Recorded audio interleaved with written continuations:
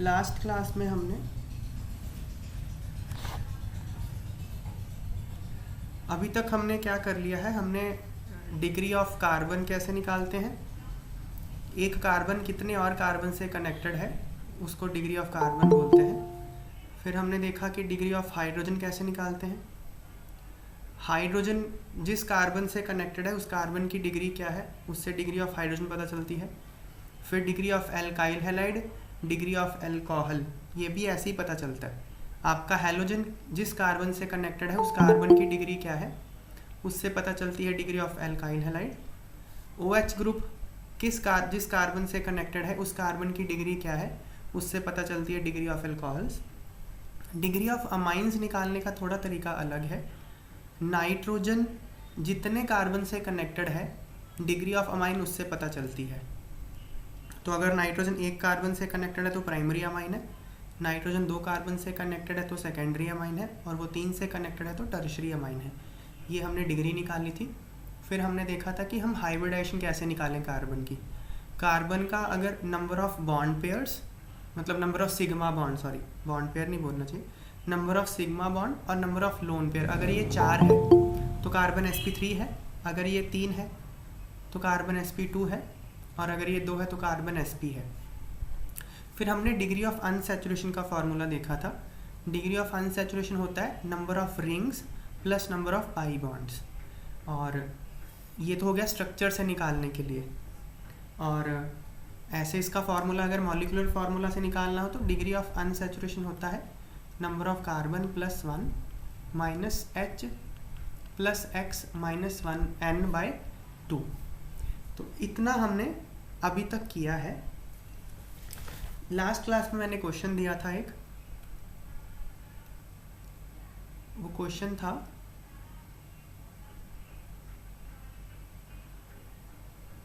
क्यूबेन था, इसको क्यूबेन बोलते हैं।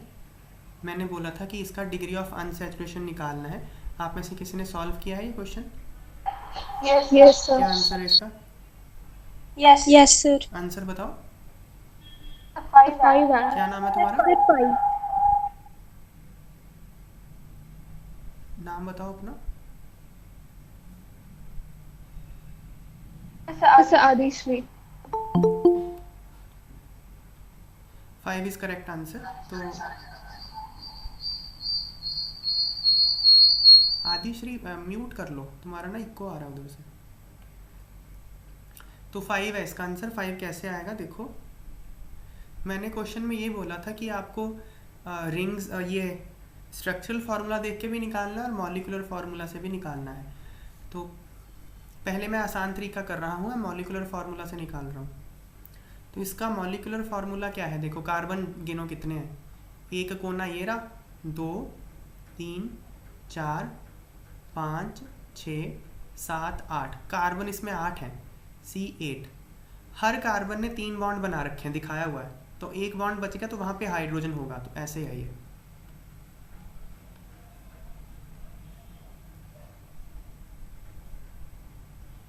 सो ये C8H8 है। तो इसका डिग्री ऑफ अनसैचुरेशन अगर निकालना होगा तो 8 + 1 माइनस हाइड्रोजन है 8, ना तो इसमें हेलोजन है, X 0 है, N भी 0 है, /2। सो 9 - 4 = 5। तो 5 इसका डिग्री ऑफ अनसैचुरेशन है। और अगर हम रिंग्स काउंट करेंगे ना तो रिंग्स आ रहे हैं 6 इसमें, देखो एक रिंग ये रहा, ये दीवार है एक, 4 दीवारें होती हैं ना, 4 दीवारें हो गई, 4 दीवारें, एक छत वाली रिंग, एक ज़मीन वाली रिंग, तो 6 रिंग हो गई। तो ऐसे तो 6 होना चाहिए डिग्री ऑफ अनसैचुरेशन। तो कोई बता सकता है ऐसे क्यों हो रहा है, यहाँ से 6 आ रहा है वहाँ से 5 आ रहा है? कोई जवाब है किसी के पास?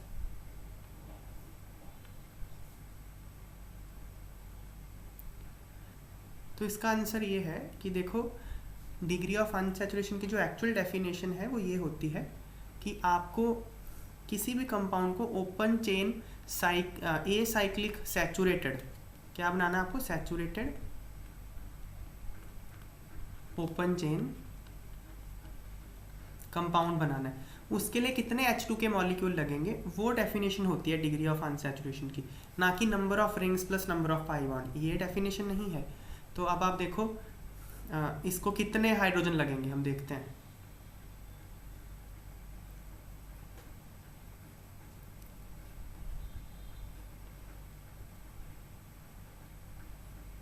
तो मैं एक एक बॉन्ड तोड़ता जाता हूँ। एक बॉन्ड जब तोड़ते हो तो एक H2 लगेगा। जैसे आप ये बॉन्ड मान लो तोड़ते हो तो कार्बन का बॉन्ड तोड़ के इधर भी एक H लग जाएगा, इधर भी एक H लग जाएगा। तो एक बॉन्ड तोड़ने में एक H2 कंज्यूम हो जाता है। तो हम ये देखते हैं कितने बॉन्ड तोड़ने पड़ेंगे। पहले एक बॉन्ड तोड़ लो, जो मैंने वहाँ ड्रॉ किया ये तोड़ लेते हैं।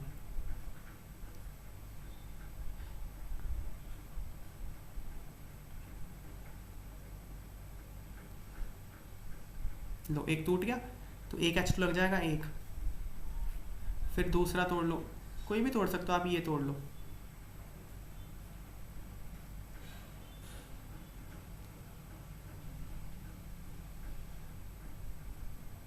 ये भी टूट गया, दो हो गए। तीसरा ये तोड़ लो अब।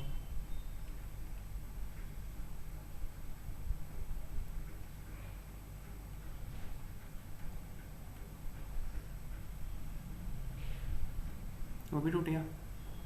चौथा पिछले वाला वो तोड़ लो। फोर्थ वो मत तोड़ो, फिर तो कंपाउंड ही टूट जाएगा। कंपाउंड वो नहीं तोड़ना, वो नहीं तोड़ते।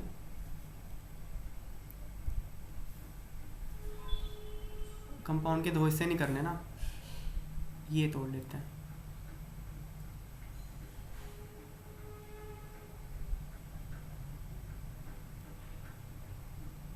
चार टूट गए। अब एक नीचे में से कोई एक तोड़ लो, ये तोड़ लो।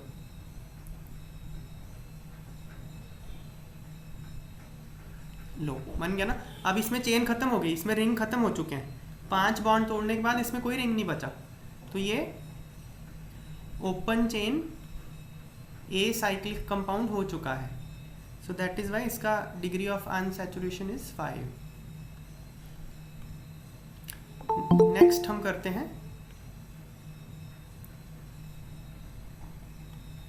आगे थ्योरी करते हैं हम। तो इससे पहले कि हम आगे बढ़े, अभी तक किसी को कोई डाउट है? Homologous series,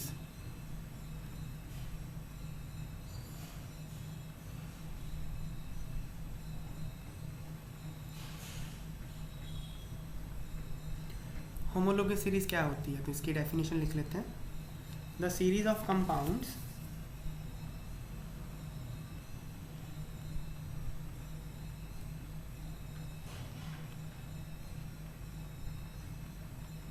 in which all the members can be represented by a general formula is known as homologous series। एक ऐसी सीरीज जिसमें हर मेंबर एक जनरल फार्मूला से रिप्रेजेंट किया जा सके, उसको होमोलोगस सीरीज बोलते हैं। उदाहरण के लिए एग्जाम्पल, एक जनरल फार्मूला CnH2n+2 मैं लिख देता हूँ। तो अगर मैं यहाँ इनको बोलेंगे एल्केन्स। अगर मैं n की वैल्यू 1 पुट करता हूँ तो ये हो जाएगा C1H4, मतलब CH4। n की वैल्यू 1। फिर थोड़ा चेक कर दीजिए ना।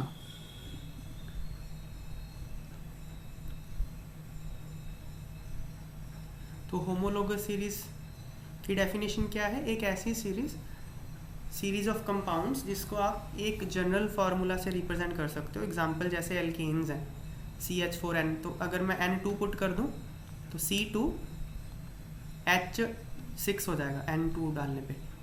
तो ये सारे एल्केन्स हैं। पहले को मीथेन बोलते हैं, दूसरे को ईथेन बोलते हैं। ये मीथेन है, ये ईथेन है। अगर मैं N3 पुट कर देता हूँ तो CN H2n+2, n को 3 डालो, C3H8 हो जाएगा, ये प्रोपेन होता है। N4 डाल दो तो ये C4H4 × 2 8, 8 + 2 10, H10 ब्यूटेन हो जाएगा। तो इन सब को एक कॉमन नेम दिया गया है एल्केन्स। एल्केन फैमिली के मेंबर्स हैं सारे, मीथेन, प्रोपेन, ईथेन, ब्यूटेन। ऐसे ही CnH2n ये एल्कीन्स हैं, एल्कीन्स। ऐसे बहुत एक्यूरेटली अगर बोले ना तो हो सकता है ये एल्केन हो, साइक्लो एल्केन हो, कुछ भी हो सकता है, क्योंकि इसमें डिग्री ऑफ अनसैचुरेशन इसकी 1 है। निकाल के देखना, अभी मैंने फार्मूला ओवर करवाया डिग्री ऑफ अनसैचुरेशन का, इसके डिग्री ऑफ अनसैचुरेशन 1 आता है। तो ये साइक्लो एल्केन भी हो सकता है, तो एल्कीन भी हो सकता है, कुछ भी हो सकता है। पर अगर एल्कीन है, एल्कीन का जनरल फार्मूला तो यही होगा। तो n अगर 1 पुट करेंगे, n 1 नहीं हो सकता एल्कीन में, 2 होगा मिनिमम, क्योंकि कार्बन कार्बन डबल बॉन्ड इसमें होता है, तो 2 कार्बन तो चाहिए ना, तभी तो कार्बन कार्बन डबल बॉन्ड होगा। तो 2 होगा तो C2H4, ये ईथीन है। n अगर 3 डाल दें तो C3H6 प्रोपीन, 4 कर दें तो C4H8 butene, and so on. तो नेक्स्ट हम लिख लेते हैं, ये सारी होमोलोगस सीरीज हैं, एल्कीन फैमिली है ये एल्केन फैमिली है। फिर जैसे एल्कोहल्स,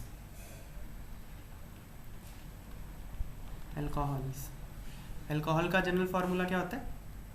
तो एल्कोहल में होता है क्या, एक H हट के एक OH आ जाता है, तो यहाँ से अगर हम एक H हटा देंगे तो CnH2n+1 हो जाएगा, और एक OH लगा दो तो CnH2n+1 OH, ये होता है एल्कोहल। अगर मैं n की वैल्यू 1 डालता हूँ तो CH3OH मीथेनॉल, मीथेनॉल है ये।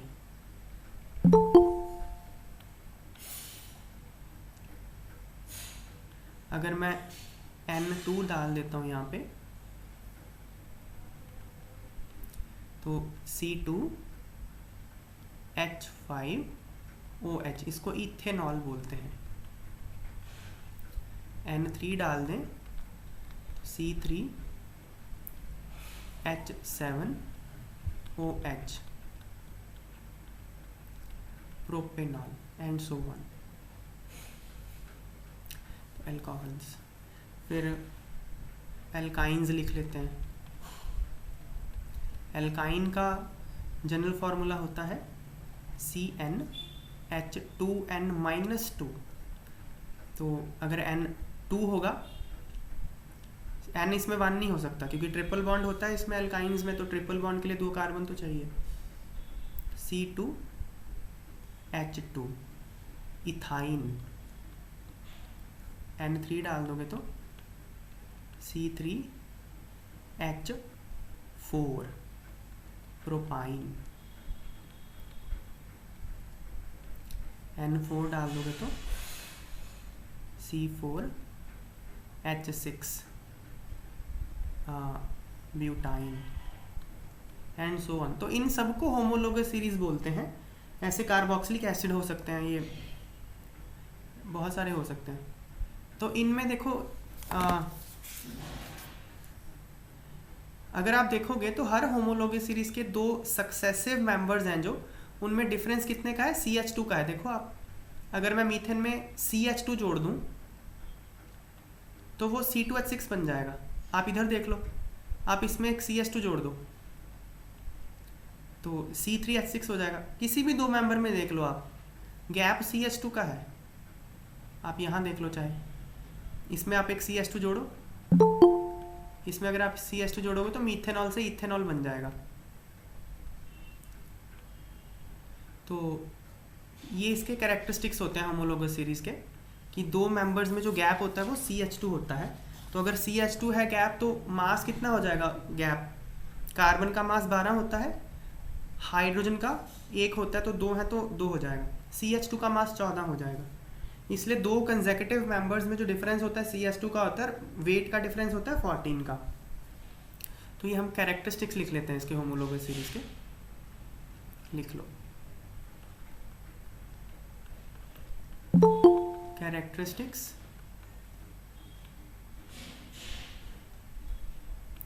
Of homologous series.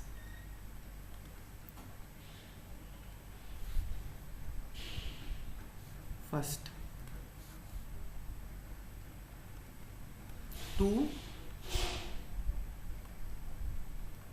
consecutive members of series differ by CH2 और by 14 AMU।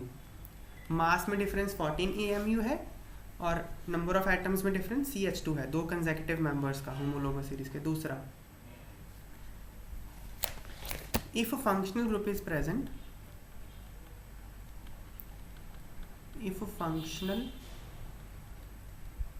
group is present, it must be same for all। अगर फंक्शनल ग्रुप हुआ तो वो हर फैमिली मेंबर के लिए सेम होना चाहिए। जैसे एग्जाम्पल हम लेते हैं ना, अगर मान लो आप ये ले लेते हो एक CH3 और एक आप ले लेते हो CH3 CH2OH। आप एक ये ले लो। अब इसका फॉर्मूला लिखो। सर थोड़ा ऊपर स्क्रॉल कीजिएगा। हाँ, तो होमोलोगस सीरीज का फर्स्ट पॉइंट क्या है कि दो मेंबर्स में डिफरेंस CS2 का होता है। सेकंड पॉइंट ये है कि जो होमोलोगस सीरीज के मेंबर हैं एक पर्टिकुलर फैमिली के, उनका फंक्शनल ग्रुप सेम होना चाहिए। जैसे यहाँ मैं एग्जांपल लिख रहा हूँ, मैंने एक लिखा ईथर है, ये इसको ईथर बोलते हैं, इसको अल्कोहल बोलते हैं। मतलब ये ईथर फैमिली का कंपाउंड है, अल्कोहल फैमिली का कंपाउंड है।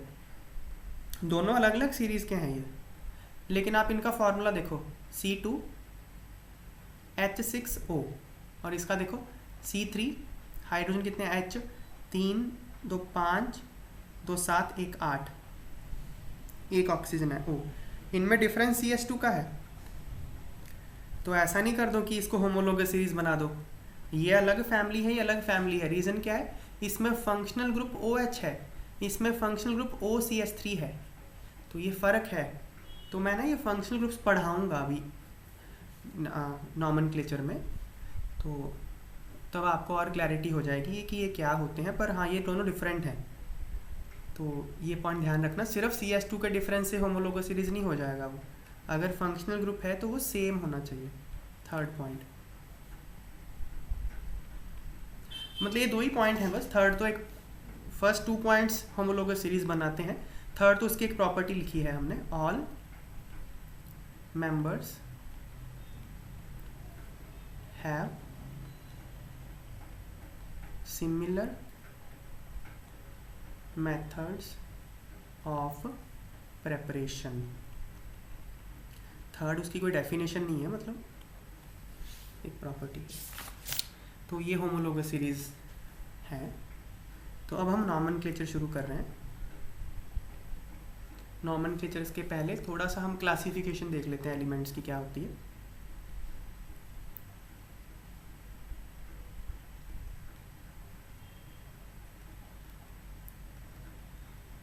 तो मैं ना थोड़ा सा फास्ट लिख रहा हूँ ताकि आपका सिलेबस टाइमली ख़त्म हो सके और मैं बहुत ज़्यादा कुछ करवा सकूँ। मेरे पास करवाने के लिए बहुत सारी चीज़ें हैं, तो आप कोशिश करो कि आप मेरे से स्पीड मैच कर सको। अगर मान लो किसी का छूट जाता है तो वो मुझे बोल के बता सकता है कि सर छूट गया, फिर मैं स्क्रॉल कर दूंगा ऊपर। और अगर लगे बहुत ही ज़्यादा फास्ट हो रहा है फिर आप मुझे बता देना, सर बहुत ज़्यादा फास्ट होगा, स्लो कर दो, मैं स्लो कर दूँगा।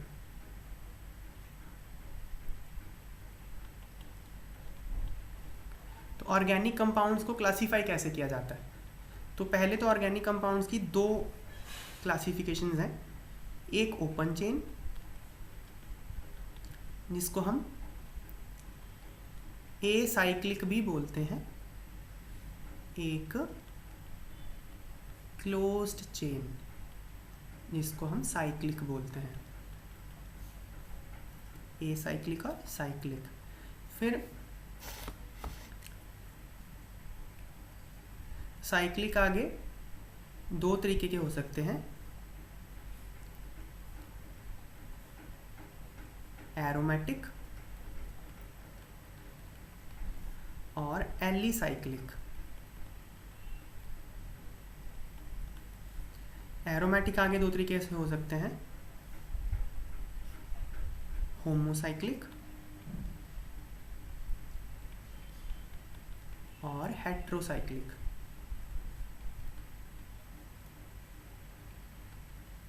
एलिसाइक्लिक दो तरीके से हो सकते हैं,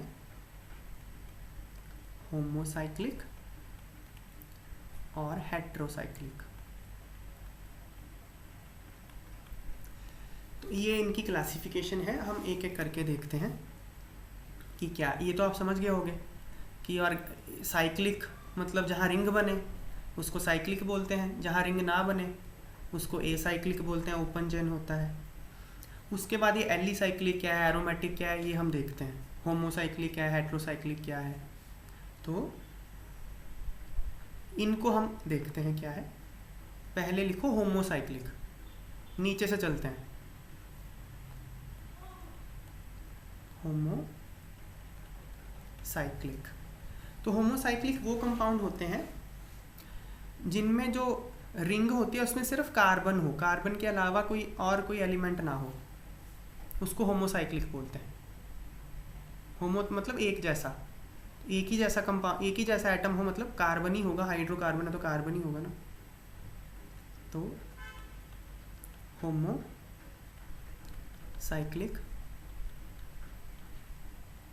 compounds are those cyclic compounds in which all members of ring are carbon। Example जैसे ये है साइक्लोहेक्सेन है, इसमें सारे कार्बन है, तो ये होमोसाइक्लिक है, साइक्लोहेक्सेन हो गया। नाम कैसे लिखना है मैं सिखाऊंगा। साइक्लोहेक्सेन, ये साइक्लोपेंटेन है, ये भी हो सकता है, एक डबल बॉन्ड भी हो सकता है इसमें, वो कोई फ़र्क नहीं है, बस कार्बन होना चाहिए रिंग में। डबल बॉन्ड ट्रिपल बॉन्ड कुछ भी हो सकता है। ये साइक्लोपेंटीन है, साइक्लोपेंटीन। तो होमोसाइक्लिक कौन से कंपाउंड हो गए, एक तो वो साइक्लिक होना चाहिए, दूसरा होमो होना चाहिए। होमो मतलब एक जैसे एटम, एक जैसे एटम कार्बन, कार्बन ही होने चाहिए उसके रिंग में, तो उसको होमोसाइक्लिक बोलते हैं। मतलब हाइड्रोजन होगा लेकिन वो बाहर होगा ना, ऐसे हाइड्रोजन रिंग में तो आ ही नहीं सकता, रिंग में आने के लिए दो बॉन्ड तो बनाने पड़ेंगे मिनिमम, तो हाइड्रोजन तो दो बॉन्ड बना ही नहीं सकता, तो कार्बन होना चाहिए। फिर है हेट्रोसाइक्लिक, नाम से ही क्लियर है, हेट्रो का मतलब कुछ डिफरेंट हो जाए, तो कार्बन के अलावा एटलीस्ट एक एटम नॉन कार्बन होना चाहिए। साइक्लिक होना चाहिए, लिखा ही है साइक्लिक। हेट्रो मतलब कुछ अलग, तो in the ring at least one member of the ring is non carbon. तो रिंग है जो, उसका एटलीस्ट एक मेंबर कार्बन नहीं होना चाहिए।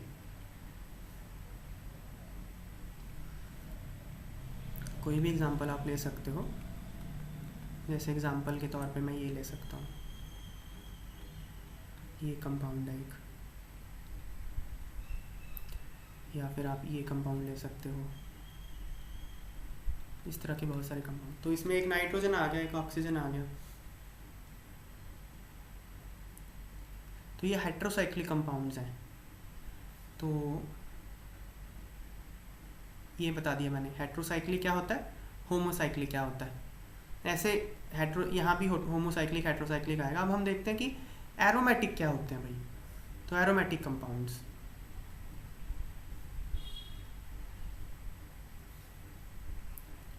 Aromatic compounds,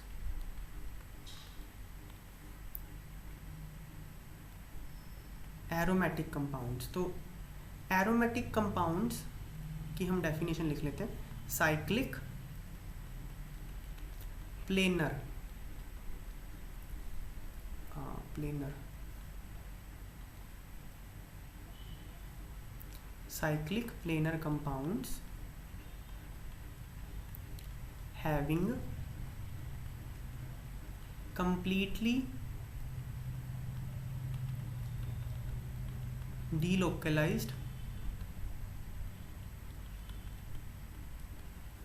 4n+2 pi electrons are called aromatic compounds। तो क्या है ये, अब समझते हैं एक करके। पहली बात तो यहाँ 3 कंडीशन है। कौन कौन सी कंडीशन है? पहला, साइक्लिक होना चाहिए और प्लेनर होना चाहिए। तो एरोमेटिसिटी की 3 कंडीशन है। कंपाउंड, जो मैंने ऊपर 3 लाइन में डेफिनेशन लिखी है ना, उसको मैं 3 हिस्सों में बांट रहा हूँ, वही बात दोबारा लिख रहा हूँ। तो पहली कंडीशन क्या है? Compound must be cyclic and planar. Compound cyclic होना चाहिए और प्लेनर होना चाहिए। तो एक काम करो, साइक्लिक लिखो सिर्फ, प्लेनर में अगली लाइन में लिखता हूँ। कंपाउंड मस्ट बी साइक्लिक है, तो एक कंडीशन हो गई। दूसरा, compound must be cyclic,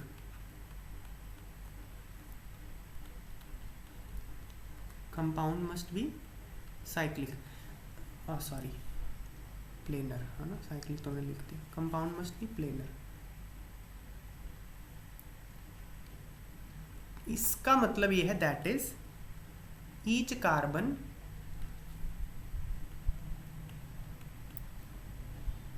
must be either sp2 और sp। ये ना जब आप केमिकल बॉन्डिंग चैप्टर पढ़ोगे, उसमें आपको शेप्स पढ़ाई जाएंगी। तो मैं हल्का सा आपको आइडिया देता हूँ इसका। अगर कार्बन की शेप sp2 हो या किसी भी एटम की हाइब्रिडेशन sp2 हो ना, तो उसकी शेप होती है प्लेनर। sp2 की जो शेप होती है वो प्लेनर होती है। एग्जाम्पल के तौर पे मैं ये ड्रॉ कर रहा हूँ, C2H4 की स्ट्रक्चर मैं ड्रॉ कर रहा हूँ। तो C2H4 का अगर बॉन्ड हम बनाएंगे तो C double bond C H H H H, ये बन गया। अब क्योंकि कार्बन ने यहाँ 3 सिग्मा बॉन्ड बना रखे हैं, तो यहाँ दोनों कार्बन sp2 हैं। तो अगर मैं इसका 3 डायमेंशनल डायग्राम बनाऊँ ना, तो वो ये बनेगा। हालांकि ये थ्री डायमेंशन क्या है, ये होता ही प्लेनर है, एक प्लेन में ही है। मान लो ये एक प्लेन है, ये जो ऊपर डायग्राम ड्रॉ किया, this is also correct. Plane of paper में ही ये पूरा मॉलिक्यूल आ जाएगा। तो मैं लेकिन थोड़ा और क्लैरिटी के लिए यहाँ ड्रॉ कर रहा हूँ। मान लो एक प्लेन है, ये यहाँ एक कार्बन पड़ा है, यहाँ एक कार्बन पड़ा है, इनके बीच में ऐसे डबल बॉन्ड होगा। ये सारा कुछ एक ही प्लेन में है, ये ऐसे ऐसे H H एक ही प्लेन में है सारे, ये H H सब एक प्लेन में है ये। और इनके बीच में जो बॉन्ड एंगल होगा, ये अप्रॉक्सीमेटली 120 डिग्री होगा, 120 डिग्री, सब सारे angle approximately 120 degree, 120 degree, 120 degree के एंगल। तो sp2 की शेप प्लेनर होती है। ये आपको करवाया जाएगा केमिकल बॉन्डिंग के लेक्चर्स में, मैं भी यहाँ बता रहा हूँ वैसे। फिर क्या, अगर हाइब्रिडेशन sp हो, sp तो sp हो तो वो लीनियर होता है, ये तो प्लेनर हो गया। अगर sp हो ना तो लीनियर, लीनियर मतलब एक ही लाइन में। एग्जाम्पल, अगर मैं C2H2 की बात करूं, ये तो मॉलिक्यूलर फार्मूला हो गया, मैं इसका एक्सपेंडेड स्ट्रक्चरल फार्मूला लिखूं तो ये बनेगा, ट्रिपल बॉन्ड आएगा। तो ये ना एक ही लाइन में है सारा, ये एंगल 180 डिग्री होता है, ये एंगल 180 डिग्री होता है, ये एक ही लाइन में आ जाएगा पूरा मॉलिक्यूल, तो लीनियर है। तो अगर लीनियर है प्लेनर तो हो ही गया। जैसे यहाँ देखो ये लीनियर नहीं है, ये मॉलिक्यूल एक प्लेन में तो आ गया लेकिन एक लाइन में नहीं आ रहा, ये वाला तो एक लाइन में ही आ गया। ऐसे देखो ये वाला मॉलिक्यूल एक लाइन में आ गया, ये वाला एक लाइन में तो नहीं आया। मैं अगर यहाँ लाइन ड्रॉ करता हूँ एक लाइन में तो नहीं आ रहा, एक प्लेन में आ रहा है। हाँ, तो अगर sp हो तो लीनियर होता है और sp2 हो तो प्लेनर होता है कार्बन, और अगर लीनियर है तो प्लेनर तो वो ऑटोमेटिकली हो ही गया ना। इसलिए कंपाउंड प्लेनर होना चाहिए। इसका मतलब जो उसमें जो कार्बन है, या तो वो कार्बन या कार्बन के अलावा कोई और एटम भी हो सकता है, तो वो या तो sp हो या sp2 हो, तो वो प्लेनर हो जाएगा। ये पॉइंट क्लियर है सबको?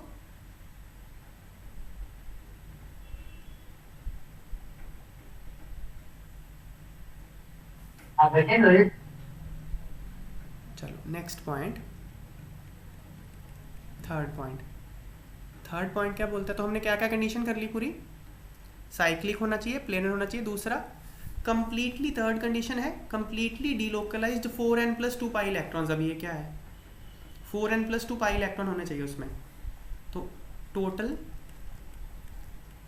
Number of electrons, pi electrons है ना, pi, total number of pi electrons is equal to 4n+2। n हो सकता है 0, 1, 2, 3। ये जो थर्ड वाला है ना, इसको बोलते हैं Huckel rule. This is called Huckel's rule. ये क्या है अब? तो ये तीनों कंडीशन अगर फुलफिल होंगी ना तब जाके कंपाउंड एरोमेटिक होगा।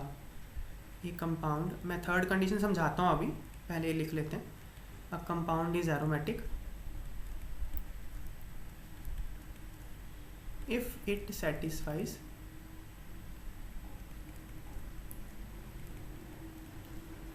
all the above 3 conditions। Example, अब इनके एग्जाम्पल्स देखते हैं हम। पहले तो अपना फेवरेट कंपाउंड बेंजीन ड्रॉ करेंगे हम। ये आ गया। अब हम एक एक करके कंडीशंस चेक करेंगे इसमें। तो पहले तो साइक्लिक है, हाँ जी साइक्लिक है ये, तो पहली कंडीशन फुलफिल हो गई। दूसरा, क्या ये प्लेनर है, मतलब क्या हर कार्बन sp2 या sp है? तो कार्बन की हाइब्रिडेशन बताओ मुझे क्या है इनमें। तो हाइब्रिडेशन निकालने के लिए हम क्या करते हैं, पहले तो इसका H जोड़ लो सारे। ये कार्बन ने 2 बॉन्ड बना रखे हैं, इस कार्बन को देखो, एक बॉन्ड नीचे, एक बॉन्ड इधर और एक ये पाई बॉन्ड है, तो 3 तो बना लिए, एक बचा, एक हाइड्रोजन होगा। फिर ऐसे ही हर कार्बन के साथ एक एक हाइड्रोजन जुड़ा होगा। तो हम हाइब्रिडेशन कैसे निकालते थे? नंबर ऑफ सिग्मा बॉन्ड से। तो हर कार्बन ने 3 सिग्मा बॉन्ड बना रखे हैं, एक पाई बॉन्ड बना रखा है, तो ये सारे कार्बन sp2 हैं, ईच कार्बन इज sp2। तो ये प्लेनर कंपाउंड है, सारे कार्बन sp2 हैं। तो सेकंड कंडीशन भी फुलफिल होगी। अब थर्ड कंडीशन देखेंगे। थर्ड कंडीशन देखेंगे नंबर ऑफ पाई इलेक्ट्रॉन्स कितने हैं। तो पाई बॉन्ड कितने हैं बताओ? 3। एक पाई बॉन्ड ये रहा, एक पाई बॉन्ड ये रहा, एक पाई बॉन्ड ये रहा।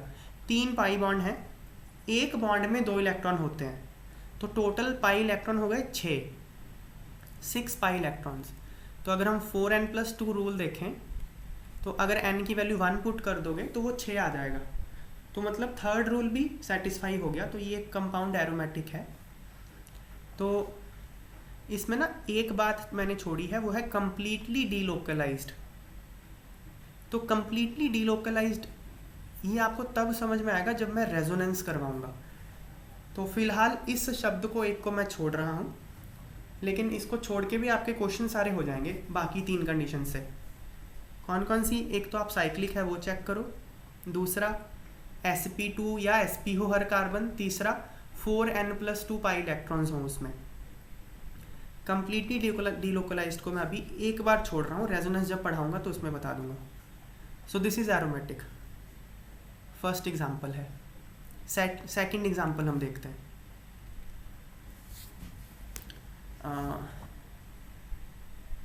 ये एरोमेटिक है। सेकंड,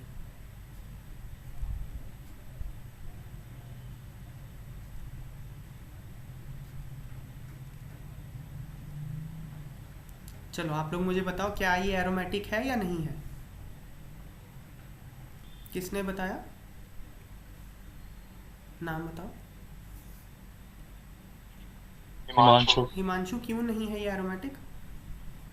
सर सबसे नीचे वाला कार्बन sp3 हाइब्रिडाइजर। करेक्ट। तो हम एक एक करके कंडीशन चेक करेंगे। पहला कंडीशन था साइक्लिक, जो कि ये है। दूसरा कंडीशन था कि ये प्लेनर होना चाहिए कंपाउंड। प्लेनर का मतलब हर कार्बन या तो sp हो या sp2 हो। अगर हम इस कार्बन को देखते हैं तो 2 बॉन्ड इसने बना रखे हैं, मतलब 2 हाइड्रोजन होंगे। 2 हाइड्रोजन हो गए, 2 सिग्मा बॉन्ड हाइड्रोजन के साथ 2 बगल में बना रखे हैं, तो ये sp3 हो गया, 4 सिग्मा बॉन्ड बना रहे हैं। sp3 हो गया तो ये प्लेनर नहीं होगा। प्लेनर सिर्फ sp2 और sp होते हैं, sp3 टेट्राहेड्रल होता है। तो ये मैं बता दूंगा आपको। अभी के लिए हम इसकी शेप पे नहीं जाते, अभी के लिए आप मेरी बात मान लो बस कि ये टेट्राहेड्रल होता है। इन 2 की शेप तो मैंने बता ही दी आपको कि sp2 हो और sp2 की प्लेनर और sp की लीनियर। sp3 के आप लिख लो अभी की टेट्राहेड्रल, मैं आपको समझा दूंगा, जल्दी समझा दूंगा, पर मैं अभी टॉपिक से हटना नहीं चाहता इसलिए इस पे नहीं जाऊंगा। तो sp3 टेट्राहेड्रल होता है तो प्लेनर तो नहीं होता, मतलब दैट इज़ वाई ये नॉन एरोमेटिक कंपाउंड है।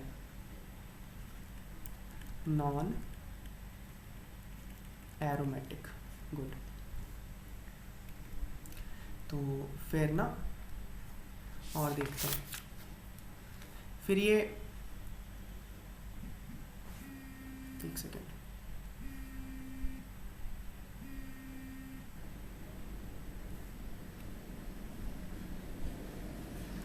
तो ये होते हैं एरोमेटिक कंपाउंड, ठीक है। फिर क्या मैंने क्या क्या बता दिया? क्लासिफिकेशन पे वापस आते हैं। होमोसाइक्लिक बता दिया, हेट्रोसाइक्लिक बता दिया। होमोसाइक्लिक वो होते हैं जिनमें हर साइक्लिक मेंबर कार्बन हो, साइकिल में कार्बन होना चाहिए। हेट्रोसाइक्लिक में एटलीस्ट एक नॉन कार्बन एटम होना चाहिए। एरोमेटिक के मैंने 3 कंडीशन बताए। पहला साइक्लिक होना चाहिए, दूसरा प्लेनर का मतलब sp2 या sp, तीसरा 4n+2 पाई इलेक्ट्रॉन्स होने चाहिए। एलिसाइक्लिक क्या होता है? जो भी एरोमेटिक नहीं है वो एलिसाइक्लिक होगा। साइक्लिक तो होना ही चाहिए, तो अगर साइक्लिक है कंपाउंड और वो एरोमेटिक नहीं है तो वो एलिसाइक्लिक हो जाएगा। तो जैसे ये एलिसाइक्लिक है, ये वाला कंपाउंड एलिसाइक्लिक है, एरोमेटिक नहीं है और साइक्लिक है तो एलिसाइक्लिक। तो हम एलिसाइक्लिक की डेफिनेशन लिख लेते हैं। Alicyclic compounds, all cyclic compounds which are not aromatic।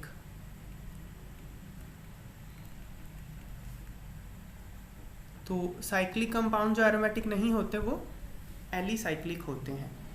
तो अब हम देखते हैं एरोमेटिक कंपाउंड्स में थोड़ी सी और examples. Homocyclic aromatic compounds. Aromatic होना चाहिए और होमोसाइक्लिक होना चाहिए, मतलब उसमें सिर्फ कार्बन होना चाहिए और कुछ नहीं होना चाहिए। तो इसके एग्जांपल्स देखते हैं हम। पहला तो हमने देख लिया है कि ये क्या आ जाएगा। तो इसमें एन की वैल्यू बताते जाओ बस मुझे, क्या है एन की वैल्यू बताओ, कौन बताएगा एन की वैल्यू? हाँ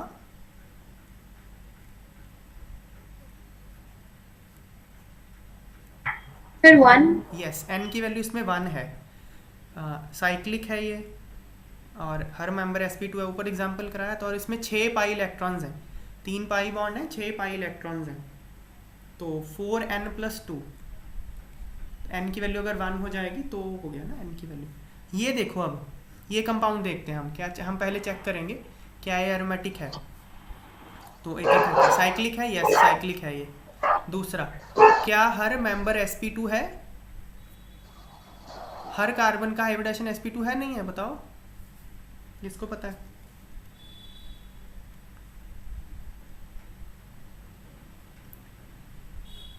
अगर नहीं पता चलता तो डायरेक्ट देख के तो आप हाइड्रोजन जोड़ लो। यहाँ कार्बन ने कितने बॉन्ड बना रखे हैं? 3। 2 तो सिग्मा है, 1 पाई है, तो एक एच लग जाएगा। यहाँ भी एक एच लग जाएगा, यहाँ भी एक एच लग जाएगा, यहाँ भी एक एच लग जाएगा, यहाँ भी एक एच लग जाएगा, यहाँ भी लग जाएगा, यहाँ भी लग जाएगा। ये जो बीच वाले कार्बन है इन्होंने 4 बॉन्ड बना रखे हैं। 3 तो सिग्मा दिख ही रहा है, 1 2 3, 3 तो सिग्मा दिख रहा है, 1 पाई बना रखा है। ऐसे ही नीचे वाले ने 1 2 1 ऊपर 3, 1 पाई बना रखा है, तो हो गए 4 पूरे। तो यहाँ पे कोई एच नहीं लगाना। तो आप देखो हर कार्बन ने 3 सिग्मा बॉन्ड बनाए हुए हैं, तो हर कार्बन sp2 है, तो कंपाउंड प्लेनर होगा। साइक्लिक हो गया, प्लेनर हो गया। नेक्स्ट, अब आप काउंट करो पाई इलेक्ट्रॉन्स कितने हैं,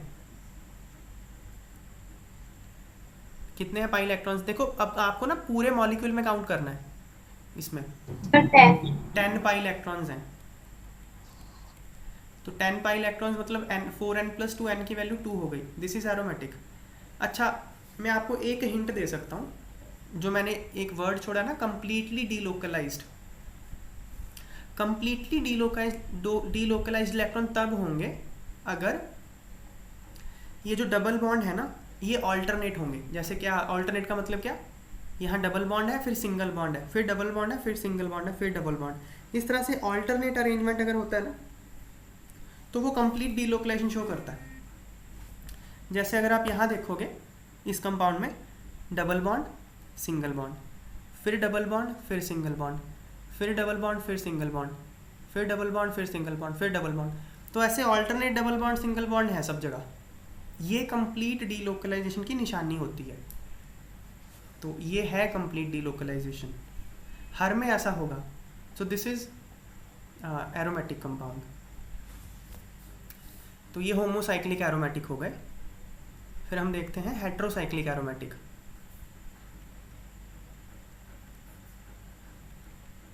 इसमें एक पॉइंट और आएगा हेट्रोसाइक्लिक एरोमेटिक में, देखो मैं आपको यहीं बता देता हूँ एग्जांपल में, क्वेश्चंस में आपको पूछा जा सकता है। जितने मैंने अभी पॉइंट कराए उसके अलावा एक पॉइंट और आएगा, हेट्रोसाइक्लिक एरोमेटिक कंपाउंड। अब हेट्रोसाइक्लिक एरोमेटिक कौन से होंगे? जिसमें एटलीस्ट एक नॉन कार्बन एटम होगा, जैसे कि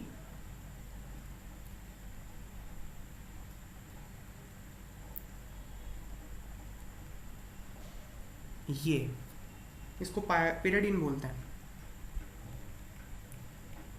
पिरिडीन।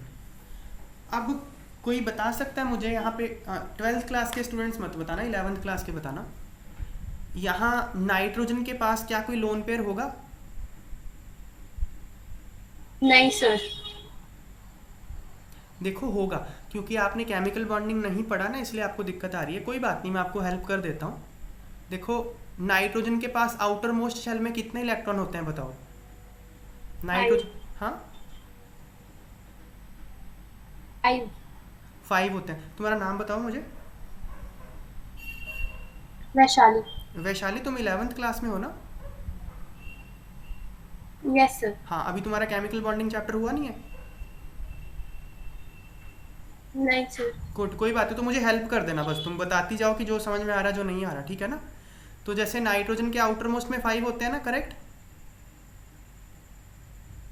है ना? Yes sir. दूसरी बात, जब एक बॉन्ड बनता है तो क्या होता है, एक बॉन्ड, जैसे ये एक बॉन्ड है ना, जब ऐसे इस तरह का कोई एक बॉन्ड बनता है, उस बॉन्ड में कितने इलेक्ट्रॉन होते हैं पहले ये बताओ मुझे। एक बॉन्ड जो बनता है सर उस, 2 इलेक्ट्रॉन। ये बात क्लियर है ना, एक बॉन्ड में 2 इलेक्ट्रॉन होते हैं, है ना। तो 2 इलेक्ट्रॉन जो होते हैं वो 2 इलेक्ट्रॉन कहाँ से आते हैं, तो उन 2 इलेक्ट्रॉन्स में एक इलेक्ट्रॉन एक एटम लेके आता है, दूसरा इलेक्ट्रॉन दूसरा एटम लेके आता है, यही होता है ना, करेक्ट ना। Yes sir. मैं इसकी ना ये स्ट्रक्चर बना रहा हूँ एक बार, ये बॉन्ड लाइन है ना, मैं इसका एक्सपेंडेड स्ट्रक्चरल फॉर्मूला बनाता हूँ, ये बनेगा, और लगे हाथ में हाइड्रोजन भी जोड़ ही देता हूँ। मैंने पहली बार पीरियड का ऐसे बनाया फॉर्मूला।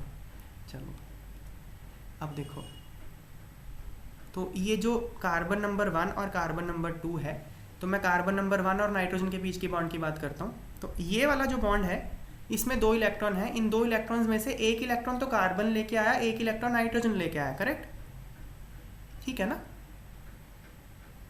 ऐसे ही हाँ सर। ये जो बॉन्ड है, इस बॉन्ड में 2 इलेक्ट्रॉन है, एक इलेक्ट्रॉन कार्बन लेके आया, एक नाइट्रोजन लेके आया। ऐसे ही ये जो बॉन्ड है इसमें 2 इलेक्ट्रॉन है, एक कार्बन लेके आया, एक नाइट्रोजन लेके आया।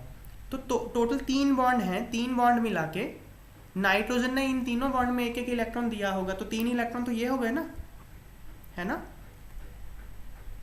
है कि नहीं। हाँ सर। तो 3 इलेक्ट्रॉन तो नाइट्रोजन के बॉन्ड बनाने में इन्वॉल्व हो गए, होते हैं 5, तो 2 बच गए ना,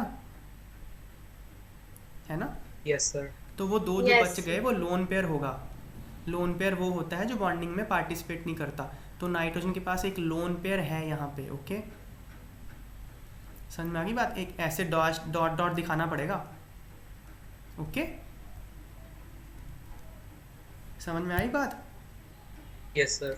अब Yes, देखो, अब इसकी अगर आपको हाइब्रिडाइजेशन निकालनी होगी तो कैसे निकालोगे हाइब्रिडाइजेशन इसकी, तो सिग्मा बॉन्ड एक सिग्मा बॉन्ड ये रहा, एक सिग्मा बॉन्ड ये रहा, और एक लोन पेयर है, तो number of sigma bond plus number of lone pair कितने हो गए, 3 हो गए ना। Yes sir. 2 sigma bond plus 1 lone pair, 3 हो गए, तो 3 हो गए, तो हाइब्रिडेशन क्या होगी, sp2, है ना। Yes sir. तो इसलिए ये जो नाइट्रोजन है ये sp2 है, और क्योंकि ये sp2 है इसलिए ये प्लेनर है, ठीक है, ओके। Okay sir. तो साइक्लिक है, दिख ही रहा है। दूसरा प्लेनर है क्योंकि हर कार्बन भी sp2 है, यहाँ पे कार्बन तो आपको चल ही गया पता कि sp2 है सारा, क्योंकि 3 सिग्मा बॉन्ड बनाए हुए हैं। कार्बन के पास कोई लोन पेयर होगा नहीं, क्योंकि कार्बन के पास आउटर मोस्ट शेल में 4 ही इलेक्ट्रॉन होते हैं और चारों बॉन्ड बनाने में इन्वॉल्व हो गए, यहाँ पे 4 बॉन्ड बना रखे हैं कार्बन में, इसलिए कुछ बचेगा ही नहीं, तो इसलिए कार्बन के पास कोई लोन पेयर नहीं है यहाँ पे, नाइट्रोजन के पास है।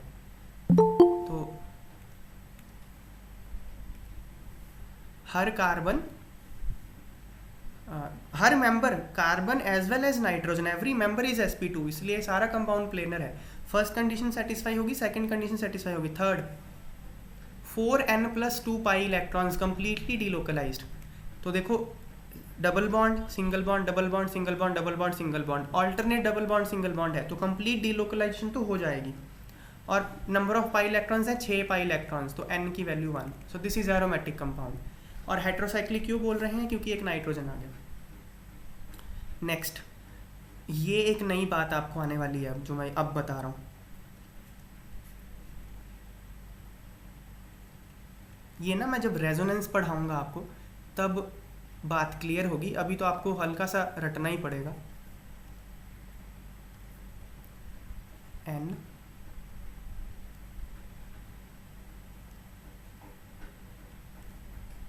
इसको बोलते हैं पायरोल। ये थोड़ा कहानी अजीब है, चेक करेंगे क्या ये एरोमेटिक है। देखो साइक्लिक है, पहली कंडीशन यस है, साइक्लिक सेटिस्फाई होगा। दूसरा कंडीशन, क्या हर मेंबर sp2 है, बताओ ज़रा क्या है हर मेंबर sp2। देखो ये बात ना आप लोग एक नोट कर लीजिए, मैं रेजोनेंस में पढ़ाऊंगा। अगर एक लोन पेयर हो, फिर एक सिंगल बॉन्ड हो, फिर एक डबल बॉन्ड हो, तो वो लोन पेयर हाइब्रिडेशन में काउंट नहीं होता, ऐसे ही लिख लो आप। अभी कॉन्जुगेशन क्या होता है आपको पता नहीं है, आप यही लिख लो। अगर एक लोन पेयर हो, फिर सिंगल बॉन्ड हो, फिर एक डबल बॉन्ड हो, तो वो लोन पेयर हाइब्रिडेशन में काउंट नहीं होता, ये लिख लो आप। लिख ही दूँ क्या, if there is lone pair, हालांकि ये बहुत अच्छी लैंग्वेज नहीं लिख रहा मैं, कॉन्जुगेशन लिखना चाहिए पर ठीक है। If there is lone pair single bond then double bond,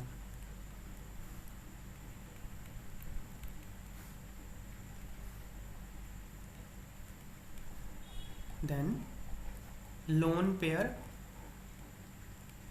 is not counted in hybridization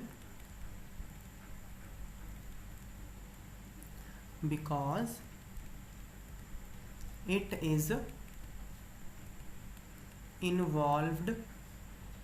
is involved in resonance। ये नहीं समझ में आएगा भी लिख लो, because it is involve in resonance hence it is present in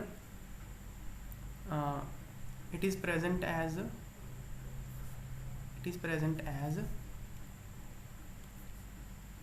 pi electron.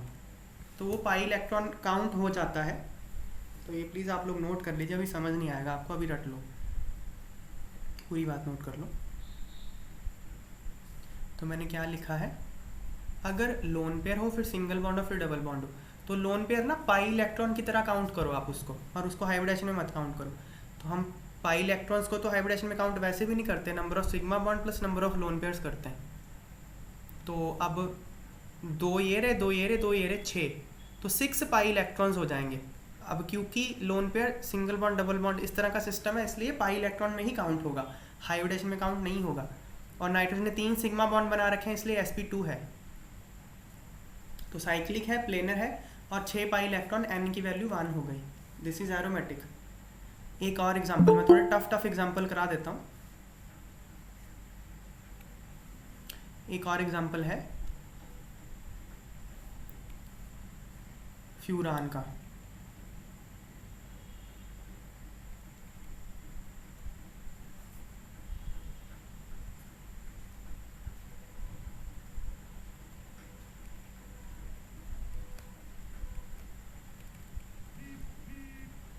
Furan, अब यहाँ देखो, यहाँ ऑक्सीजन के पास क्योंकि आउटर मोस्ट में 6 इलेक्ट्रॉन होते हैं ऑक्सीजन में, तो 2 तो बॉन्ड बनाने में चले गए, 2 बॉन्ड और 4 बच गए।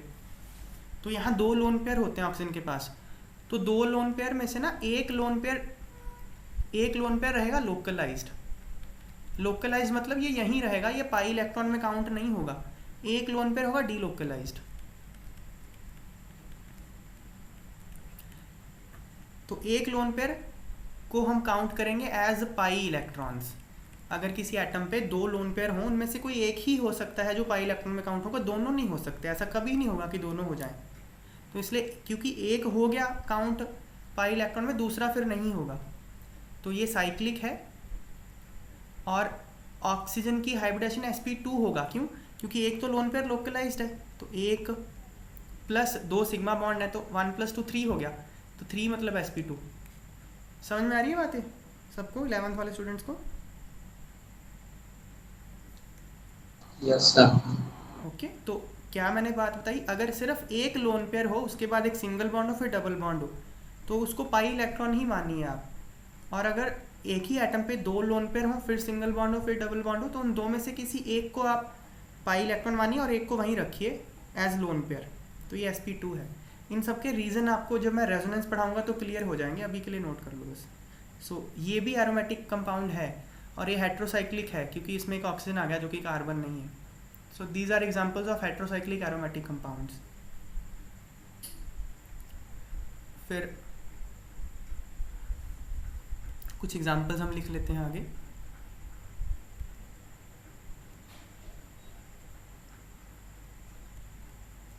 Homocyclic, alicyclic compounds.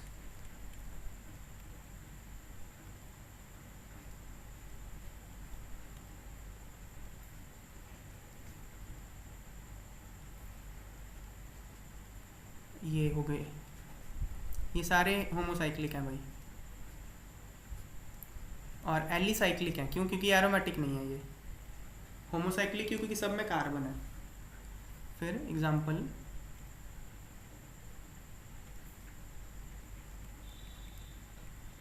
Heterocyclic, alicyclic compounds तो क्या होंगे? हेट्रो मतलब एक नॉन कार्बन एटम होना चाहिए, एलिसाइक्लिक मतलब एरोमेटिक नहीं होना चाहिए। ये आ गया, ये आ गया, ये हो गया। ये सारे हेट्रोसाइक्लिक एलिसाइक्लिक कंपाउंड होते हैं। फिर है एक अलग कैटेगरी है, ये मैंने सारी अब कवर कर दी, जो मैंने ऊपर क्लासिफिकेशन लिखी थी ना, मैंने सारी एक्सप्लेन कर दी है। एक बार फिर से आता हूँ उस पर मैं। तो ओपन चेन आपको पता ही है, अगर चेन ना हो तो ओपन चेन हो गया, और रिंग बन जाए तो क्लोज चेन हो गया। क्लोज चेन फिर दो तरह के होते हैं, एरोमेटिक। एरोमेटिक के 3 कंडीशन है। पहला कंडीशन वो साइक्लिक होना चाहिए, दूसरा कंडीशन हर कार्बन या कोई और एटम sp2 या sp होना चाहिए, कहने का भाव वो प्लेनर होना चाहिए। तीसरी कंडीशन उसमें completely delocalised 4n+2 pi electrons होने चाहिए। कंप्लीट डीलोकलाइजेशन का मतलब double bond single bond alternate होने चाहिए, तो वो एरोमेटिक होता है। और अगर वो साइक्लिक है और एरोमेटिक नहीं है तो वो एलिसाइक्लिक होगा। होमो मतलब होमोसाइक्लिक मतलब वो हर कार्बन एटम होना चाहिए साइकिल में। हेट्रो मतलब कार्बन के अलावा कोई होना चाहिए, एक एटलीस्ट। तो ये मैंने सारा चार्ट एक्सप्लेन कर दिया। इस चार्ट के अलावा भी एक और क्लासिफिकेशन होती है कंपाउंड्स की, वो होती है एलिफेटिक कंपाउंड्स। एलिफेटिक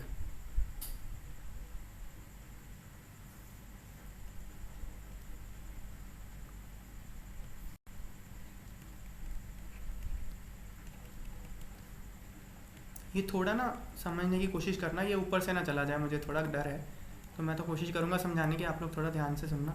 एलिफेटिक क्या होते हैं? तो एलिफेटिक के मैं 2 केस बताऊंगा।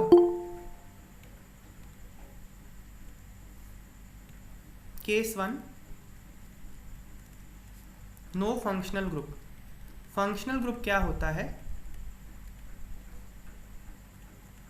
एक ऐसा ग्रुप ऑफ एटम्स जिसकी वजह से मतलब केमिकल प्रॉपर्टीज़ बहुत सारी डिटरमाइन होती हैं किसी कंपाउंड की, जैसे OH ग्रुप हो गया, COOH ग्रुप हो गया, CHO ग्रुप हो गया, Cl हो गया, हेलोजन्स हो गए। इस तरह का कंपाउंड को फंक्शनल ग्रुप बोलते हैं। अगर वो नहीं है कोई, मतलब सिर्फ हाइड्रोकार्बन्स ही हैं, हाइड्रोकार्बन्स ही हैं, मान लो सिर्फ कार्बन और हाइड्रोजन का ही मिला के मॉलिक्यूल बना है, उसमें कुछ और नहीं है, तो उस केस में एलिफेटिक इसको बोलेंगे। जो एरोमेटिक है उसको हम एलिफेटिक बोलेंगे। सॉरी, वो एरोमेटिक है, वो एलिफेटिक नहीं होगा। Then if benzene ring is present, it is aromatic, not aliphatic। देखो जैसे एग्जांपल ये,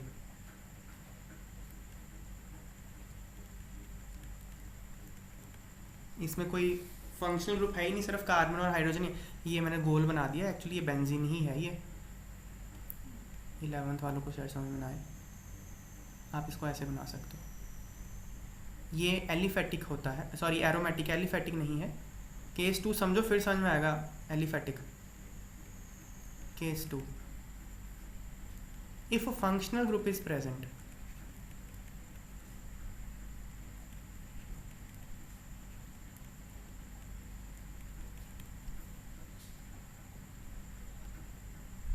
अगर फंक्शनल ग्रुप प्रेजेंट है, इसके 2 केस होंगे। मैं पहले समझा देता हूँ फिर लिखवा दूंगा। देखो जैसे ये बेंजीन रिंग है, एरोमेटिक रिंग है, ये फंक्शनल ग्रुप इसके साथ डायरेक्टली अटैच्ड है। OH फंक्शनल ग्रुप है जो इसके साथ डायरेक्टली अटैच्ड है, तो ये एरोमेटिक कंपाउंड है, इसको एरोमेटिक बोल देंगे हम।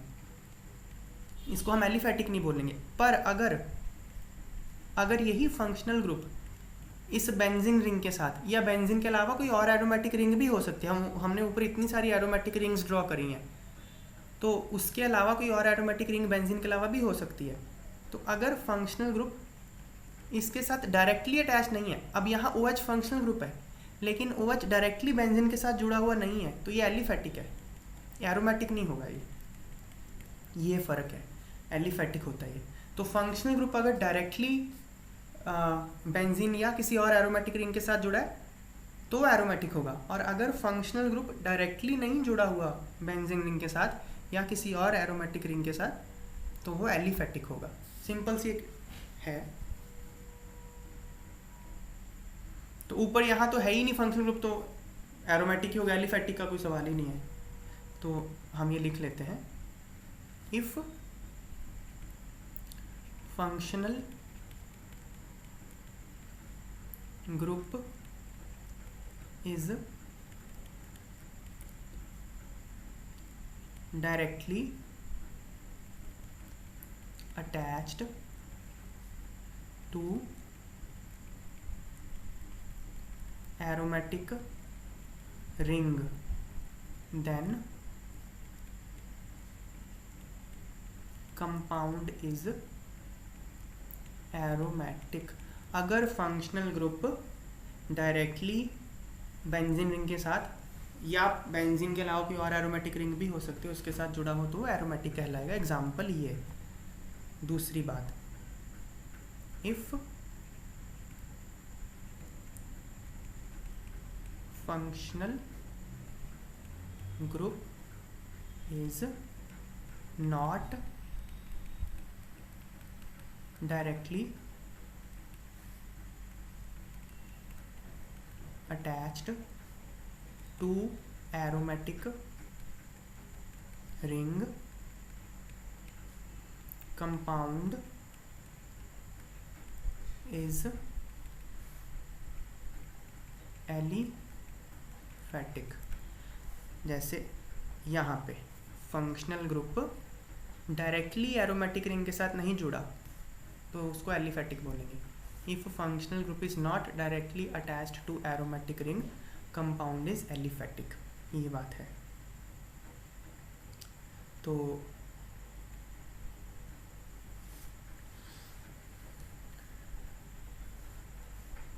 मतलब क्या है ना,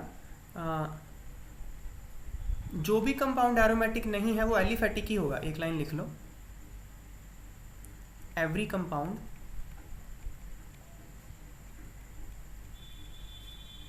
which is not aromatic is aliphatic।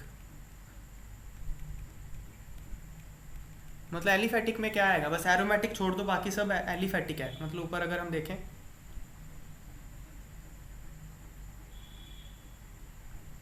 ये एलिसाइक्लिक भी ले लो, ओपन चेन भी ले लो, सब मिला के एलिफेटिक हो जाएगा।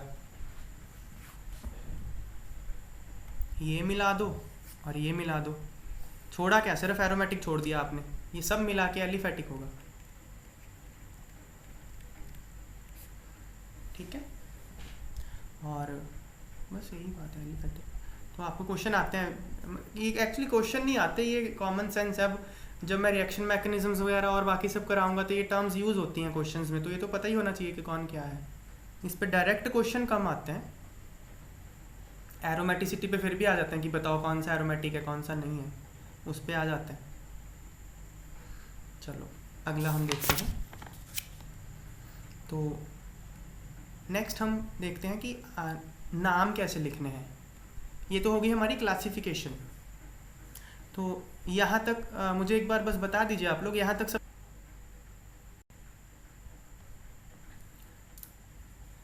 नेक्स्ट है IUPAC नॉमेनक्लेचर।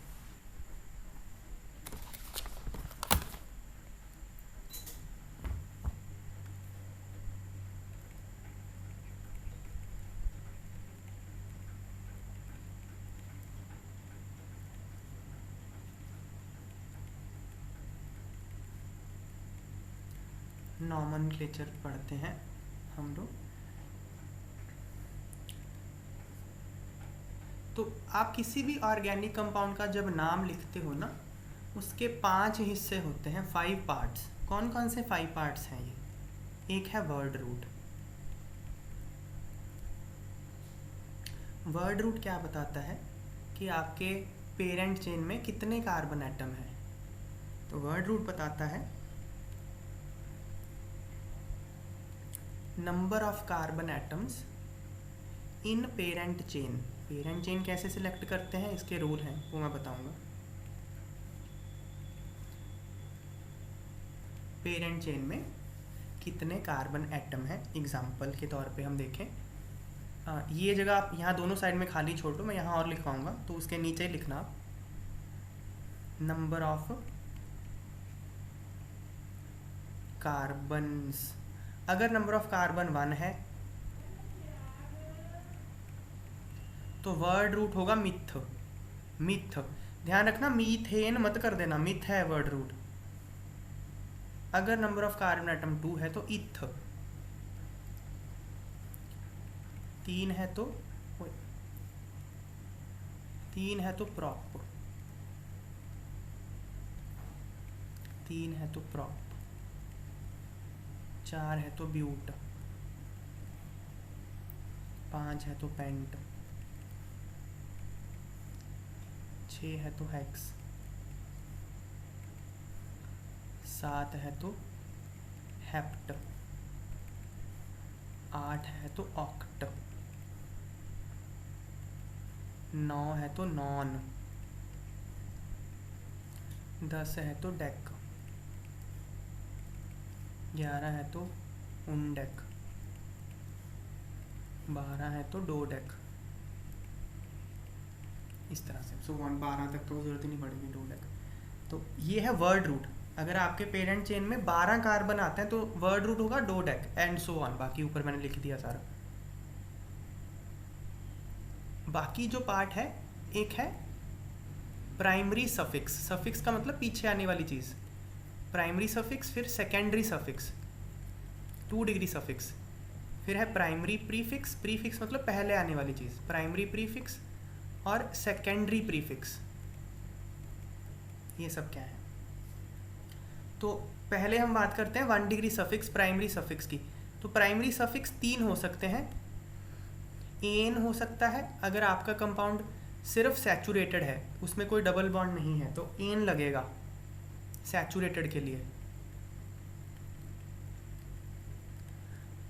और ईन लगेगा डबल बॉन्ड के लिए, डबल बॉन्ड के लिए। आइन लगेगा ट्रिपल बॉन्ड के लिए। अगर आपके कंपाउंड में ट्रिपल बॉन्ड है तो उसको 1 डिग्री सफिक्स उसका आइन होगा। डबल बॉन्ड है तो ईन होगा, सिर्फ सिंगल बॉन्ड है तो एन होगा। एन सिंगल बॉन्ड, ऐसे हो गया प्राइमरी सफिक्स। सेकेंडरी सफिक्स बताता है फंक्शनल ग्रुप कौन सा है।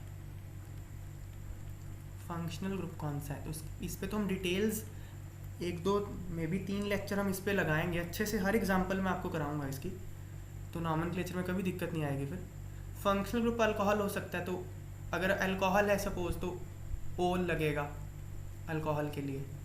मान लो एल्डिहाइड है तो अल लगेगा।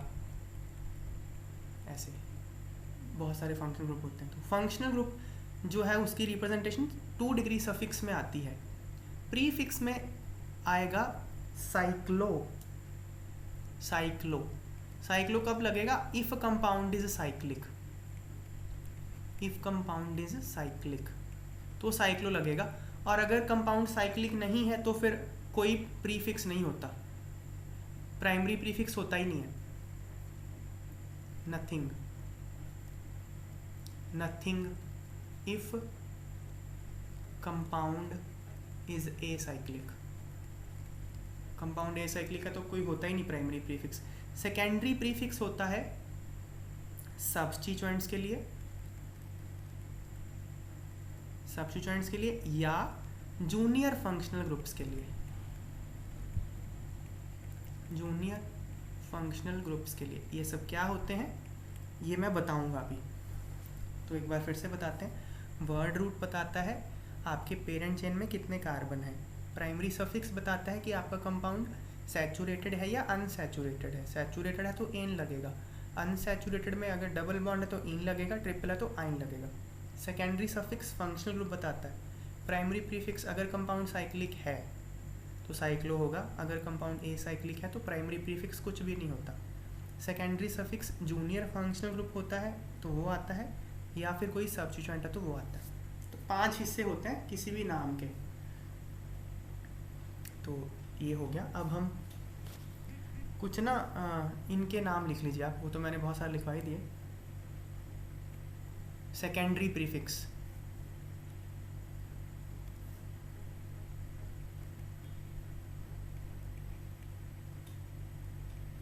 सेकेंडरी प्रीफिक्स, 2 डिग्री प्रीफिक्स, ये कौन होते हैं?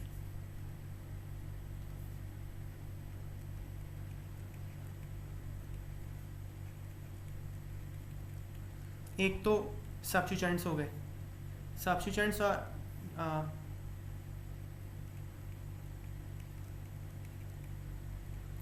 तो कुछ ऐसे होते हैं जो हमेशा 2 डिग्री प्रीफिक्स ही रहेंगे, जैसे alkyl group.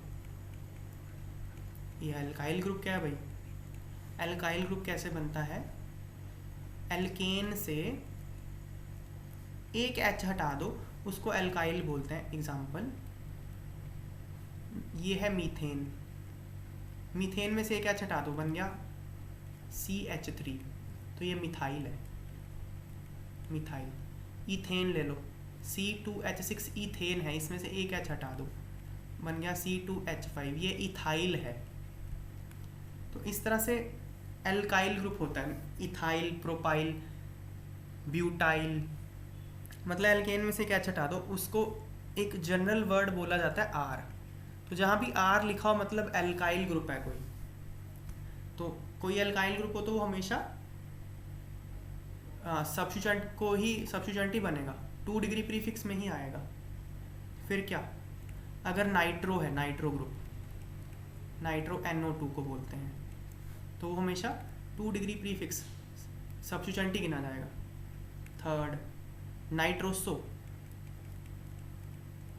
Nitroso NO group.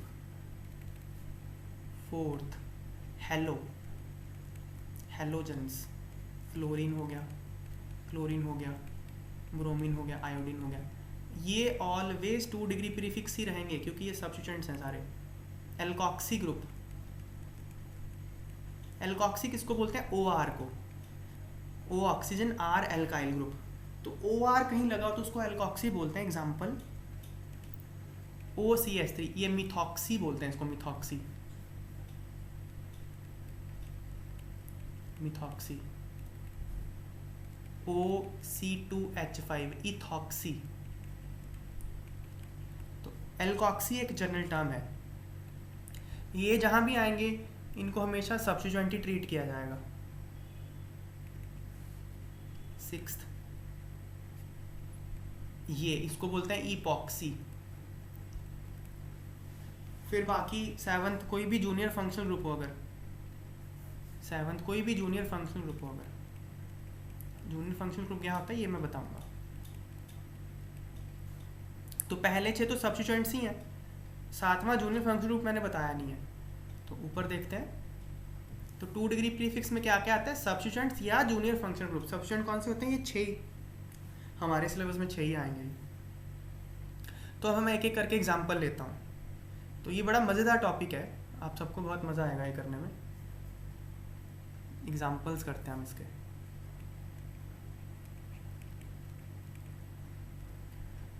तो पहला हम देखेंगे नॉमेनक्लेचर ऑफ एल्केन्स।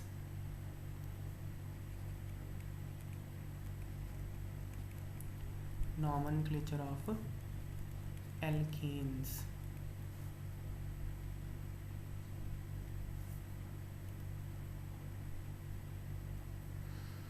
तो पहला देखो, CH3, CH2, CH2, CH3। तो सबसे पहले आइडेंटिफाई करिए वर्ड रूट। तो क्योंकि इसमें 3 कार्बन है तो वर्ड रूट होगा प्रॉप। नेक्स्ट स्टेप है, आप आइडेंटिफाई करिए primary suffix, 1 degree suffix. 1 degree suffix देखना होता है कि ये सैचुरेटेड है या अनसैचुरेटेड है। इसमें कोई डबल बॉन्ड नहीं है तो ये सैचुरेटेड है, तो एन लगेगा। क्या कंपाउंड साइक्लिक है? नहीं, तो 1 डिग्री प्रीफिक्स कुछ नहीं होगा। क्या इसमें कोई सब्स्टिट्यूएंट है या कोई फंक्शन ग्रुप है? कोई नहीं है, तो ना तो इसमें 2 डिग्री सफिक्स आएगा ना 2 डिग्री प्रीफिक्स आएगा। मैं एक बार यहाँ लिख देता हूँ, word root 1 degree suffix 2 degree suffix 1 degree prefix 2 degree prefix. क्योंकि ये साइक्लिक नहीं, क्योंकि ये ए साइक्लिक है तो 1 डिग्री प्रीफिक्स नहीं आएगा। इसमें कोई भी सब्स्टिट्यूएंट नहीं है तो 2 डिग्री प्रीफिक्स भी नहीं आएगा। इसमें कोई भी फंक्शनल ग्रुप नहीं है तो 2 डिग्री सफिक्स भी नहीं आएगा। सिर्फ वर्ड रूट आएगा प्रॉप, 1 डिग्री सफिक्स आएगा एन, इसका नाम प्रोपेन है। Second CH3 CH CH3 CH3। अब पेरेंट चेन का कॉन्सेप्ट आएगा। पेरेंट चेन उसको बोलते हैं, पेरेंट चेन के ना एक्चुअली 3-4 पॉइंट होते हैं, तो जब मैं धीरे धीरे बताऊंगा तब आएगा। अब यहाँ पे क्या है, लॉन्गेस्ट कार्बन चेन को पेरेंट चेन मान लीजिए आप। तो लॉन्गेस्ट कार्बन चेन कौन सी है? 1 2 3 लॉन्गेस्ट कार्बन चेन है ये। तो पेरेंट चेन में 3 कार्बन एटम है, तो इसका जो वर्ड रूट होगा वो होगा प्रॉप। तो वर्ड रूट आ गया जी। चलो नेक्स्ट मैं देखूंगा प्राइमरी सफिक्स क्या आएगा। इसका प्राइमरी सफिक्स सैचुरेटेड कंपाउंड है तो एन आएगा। Next secondary suffix functional group के लिए होता है जो कि इसमें है नहीं, तो इसका सेकेंडरी सफिक्स कुछ नहीं आएगा। नेक्स्ट प्राइमरी प्रीफिक्स चेक करता हूँ। प्राइमरी प्रीफिक्स क्योंकि ये ए साइक्लिक है तो कुछ नहीं आएगा। नेक्स्ट सेकेंडरी सफिक्स में सब्स्टिट्यूएंट्स आते हैं, तो इसमें एक सब्स्टिट्यूएंट है ये मिथाइल, और मिथाइल कहाँ लगा है? दूसरे कार्बन पे, दूसरे नंबर पे, तो आएगा 2 मिथाइल 2 मिथाइल। मैं नाम इसका दोबारा लिख देता हूँ, थोड़ा सीक्वेंस तो ऐसे ही है नाम डिसाइड करने की। तो 2 मिथाइल प्रोपेन। इसमें आप बात ध्यान रखना, जो इसको बोलते हैं लोकेंट। लोकेंट तो एक लोकेंट को और एक अल्फ़ाबेट को जब आपको सेपरेट करना है तो डैश लगाना है, हाइफन लगाना है। और जब आप IUPAC नेम लिखोगे तो कोई गैप नहीं देना इसमें, नो गैप। ऐसा नहीं कि अलग अलग कर दो, मिथाइल अलग कर दो, प्रॉप अलग कर दो, एन अलग कर दो, ऐसे नहीं करना, कोई गैप नहीं देना। तो ये है 2 methyl propane. Third example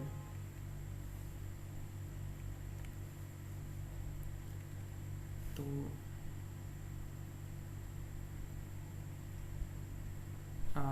CH3 CH2 CH CH2 CH3 C CH3 CH3 CH3। सबसे पहला चैलेंज है पेरेंट चेन सेलेक्ट करना। तो पेरेंट चेन कौन सी होगी?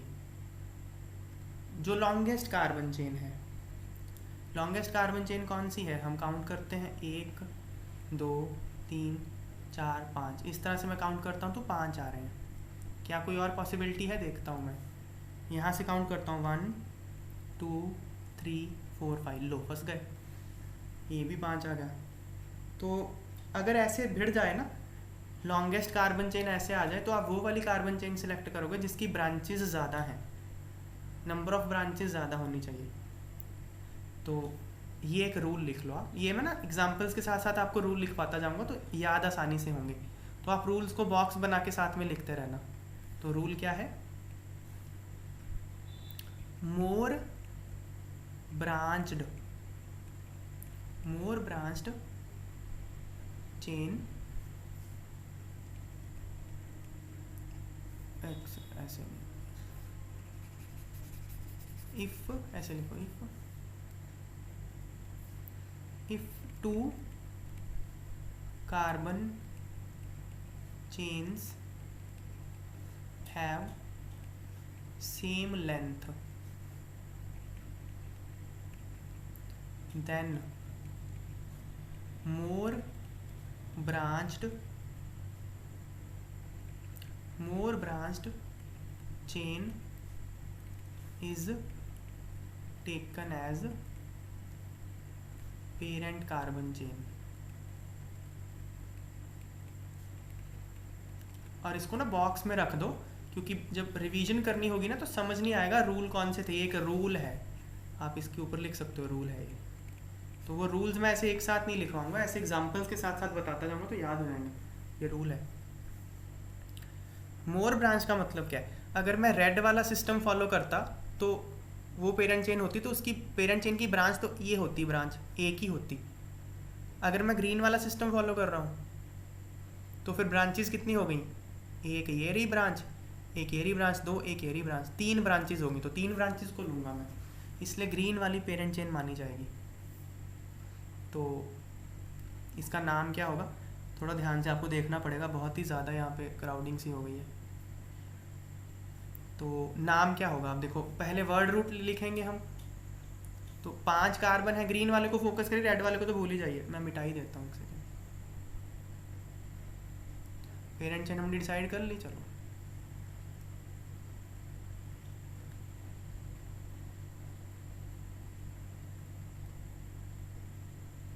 लिख देता हूँ।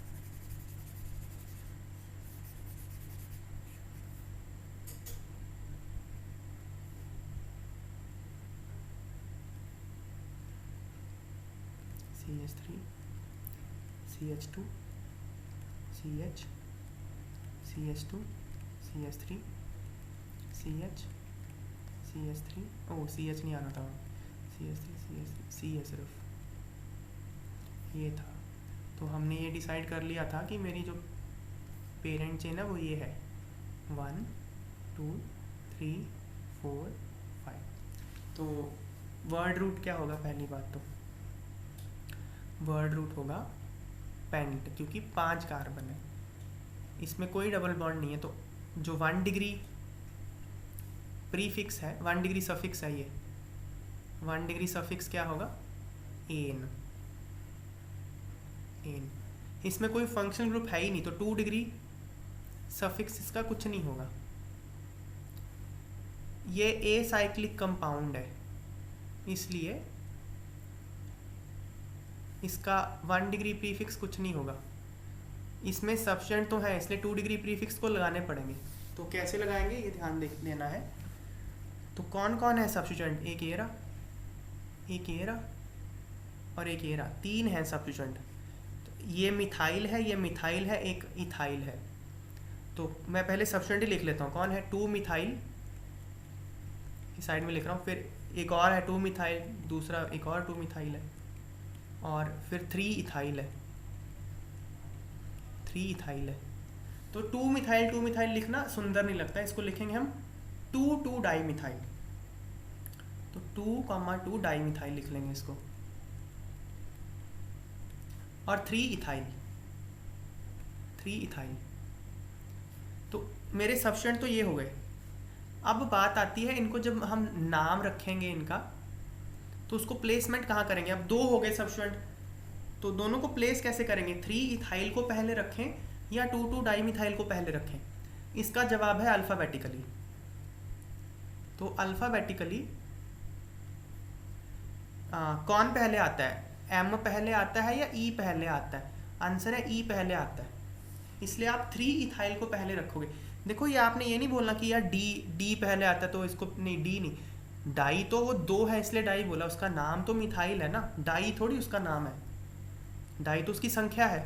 तो उसका नाम देखना है ना आपको, नाम तो मिथाइल है, इसलिए डाई आ जाए, ट्राई आ जाए, टेट्रा आ जाए, उसको आपको अल्फ़ाबेटिकल ऑर्डर में कंसिडर करना ही नहीं है, सिर्फ आप बाकी शब्दों को करोगे। तो ई और एम का अगर आप अल्फ़ाबेटिकली कंपेयर करो, इसलिए ई पहले आता है, इसलिए आप इसको लिखोगे 3 इथाइल 2 डाई मिथाइल पेंटेन। इसका नाम ये है, मैं लिख देता हूँ इसका नाम।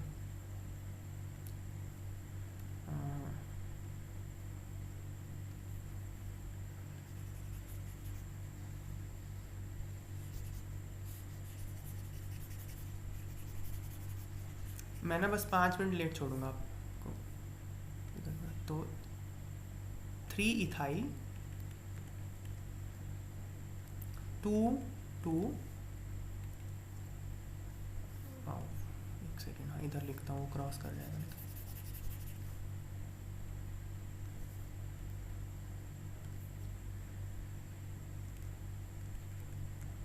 3 ethyl 2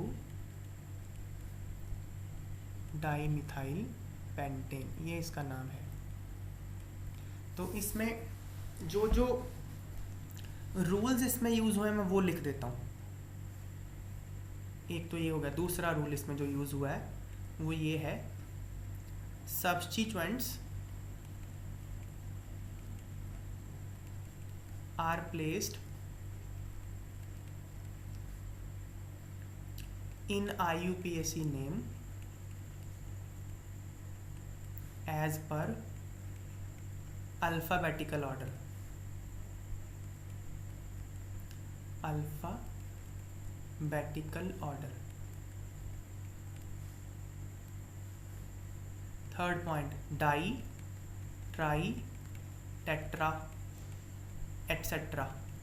are not considered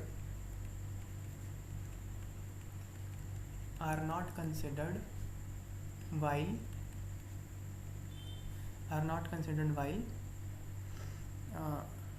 deciding alphabetical order। ये कंसिडर नहीं किए जाते। ये दो पॉइंट मैंने इसमें यूज़ किए हैं रूल्स में, है ना। और एक और बात है रूल में, देखो इस एग्जाम्पल में मैंने ये तो डिसाइड कर लिया था पेरेंट चेन ये है, मैं इसकी नंबरिंग ऐसे भी तो कर सकता था ना। मैंने यहीं से 1 क्यों किया, मैंने यहाँ से भी 1 कर सकता था, 1 2 3 4 5, मैं ऐसे भी कर सकता था नंबरिंग इसकी। तो अगर मैं ऐसे नंबरिंग करता तो जो मेरे सब्स्टिट्यूएंट्स हैं उनको नंबर क्या मिलते, तो होता 3 इथाइल होता,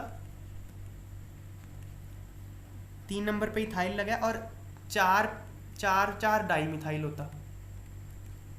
तो जो मेरे लोकेंट्स होते वो होते 3 और 4 और 4, ये लोकेंट्स होते। और अगर मैंने ये ब्लू वाला सिस्टम फॉलो किया है तो मेरे लोकेंट्स हैं 2 और 3। तो आपको जब लोकेंट्स देखने हैं तो आपको फर्स्ट पॉइंट ऑफ डिफरेंस देखना है। ये ना सम रूल नहीं होता, कुछ लोग ना इसको सम रूल करवा देते हैं। जैसे 2 + 2 + 3 क्या हो गया 7, 3 + 4 + 4 हो गया 11। तो 7 is lower than 11, that is why blue system follow हुआ। ऐसा नहीं करना, आपको फर्स्ट पॉइंट ऑफ डिफरेंस देखना है। इसमें फर्स्ट लोकेंट है 2, इसमें फर्स्ट लोकेंट है 3, 2 विल बी गिवन प्रेफरेंस। तो जिस नंबरिंग से फर्स्ट लोकेंट लोअर आए वो नंबरिंग फॉलो करनी है। इसलिए फर्स्ट नीचे से कार्बन नंबर शुरू होगा, ये हम लिख लेते हैं। while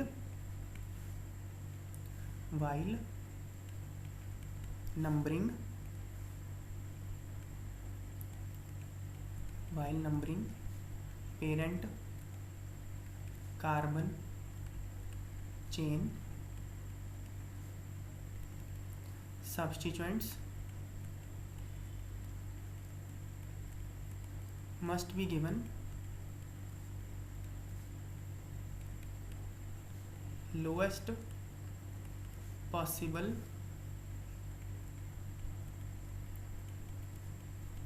locants at first point of difference,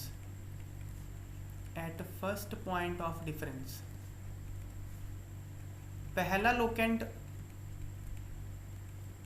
lowest होना चाहिए, उसके बाद हो सकता है बड़ा हो जाए, लेकिन पहला लोएस्ट होना चाहिए। तो ये रूल हो गए जो मैंने इसमें यूज़ किए हैं, हालांकि बताया नहीं लेकिन मैंने इसमें यूज़ कर दिए चारों रूल्स। तो इस तरह से हम और रूल्स देखेंगे धीरे धीरे, तो हम इसको नेक्स्ट क्लास में कंटिन्यू करेंगे।